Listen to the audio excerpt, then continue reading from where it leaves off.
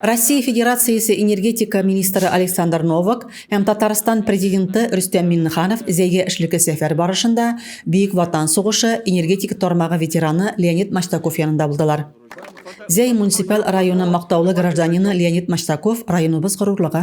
Бөек җиңүнең 75 еллыгында ветеран 97 яшен билгеләде. Рүстәм Минниханов ветеранга Татарстанның энергетика тармагына зур өлеш керткәне өчен рәхмәт сүзләре юллап, ТАССРның 100 еллыгы медален тапшырды. Существенный вклад в укрепление социально-экономического потенциала Республики Татарстан медалью «100 лет образования Татарской автономной Советской Социалистической Республики» награждается ветеран труда Маштаков Леонид Яковлевич. Александр Новак исә Леонид Маштаковны ихластан котлап, Россия Федерациясе энергетика министрлыгының 1-нче дәрәҗә медален тапшырды.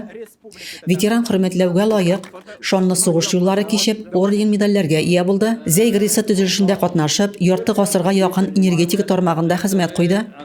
Леонид Маштаковның намуслы тырыш хезмәте күп санлы билге медальләр белән бәяләнде. Рәзимә Кашапова, Юлия Казамарова, Татарстан хәбәрләре.